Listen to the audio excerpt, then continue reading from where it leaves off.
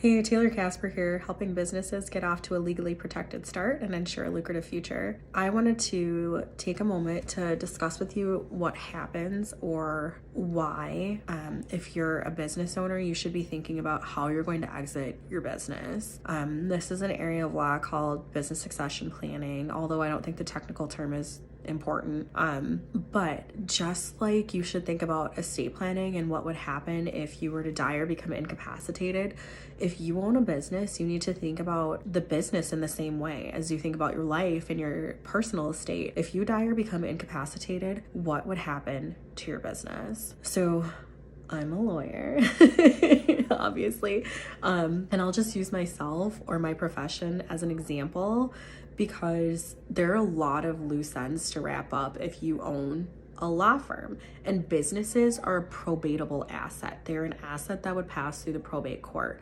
because they have ownership, documented ownership, right? If you have an LLC and a corporation, any sort of entity filed with the SOS, your business is a probatable asset. And then your business probably holds probatable assets, right? Any estate that is in excess of $75,000 goes through probate. If your business has a value in excess of $75,000, it's going through probate. If your business has cash and accounts, if it has bank accounts, accounts receivable, contracts, tangible property, real estate, things with titles, notes like for payment, those are probatable. Like, you have a lot of issues going on and everything would need to be wrapped up and passed on because now you're deceased, right? Or same thing if you're incapacitated. Like, what do you have in place if you're incapacitated? Do you have an operating agreement? Do you have disability insurance? Do you have all these things in place to make sure that if something happens to you, the business is capitalized and able to continue on without you? So if you were to pass away, or if I were to pass away, or a law firm owner was to pass away and they didn't have anything in place, you have major problems. First of all of your clients now no longer have representation. If you run the type of a firm that has a retainer account or an IOLTA account, lawyers can take money from clients in advance and hold on to it and wait to earn it or wait to spend it on client expenses. And so lawyers often hold a lot of money in the bank that's not even theirs, right? We're all holding it, either going to earn it or it's going to get turned over back to the client at some point or to a third party. So we have all that money. Those accounts get frozen because you're dead. Like, there's nobody who has legal authority to pass out those accounts. So now you have 15, 20, 30, 50, 100, 150 clients whose money is frozen in a bank account that can't be touched. Right? Huge problem. So we've got people with no representation. We've got their money locked away, can't be touched. So now they don't have money to go take it and hire a new attorney, right? And then maybe your law firm owns a building. Well, who's paying the mortgage? Are we going to sell the building? Maybe your law firm has accounts receivable. Who's collecting on those? Who's enforcing the law firm's interest in those? What happens to all the law firm's property?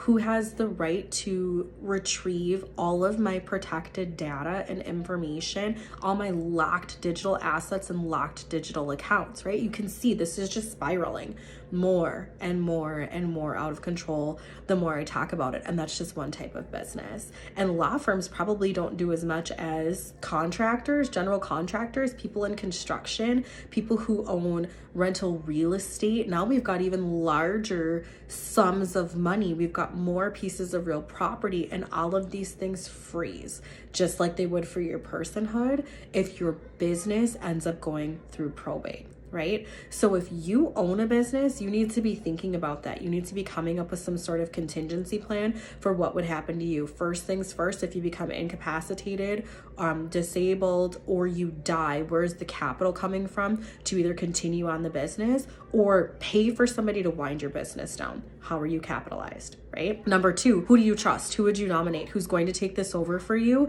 and see that your business comes to completion, is wound down appropriately, or is sold? If you you have a saleable asset in your business, right? You got to be thinking about that. Then number 3, what is your desire? What do you really, really want? Do you want the business to just wind down? Do you want the business to be sold? Do you want the income from the business to be paid back to your family estate, to the people that you're leaving behind, right? So what's your ultimate goal? What's your ultimate desire? But again, this is another area of life where doing nothing is not going to serve you. It's not going to serve your employees. It's not going to serve your clients and customers, and it's definitely not going to serve your family.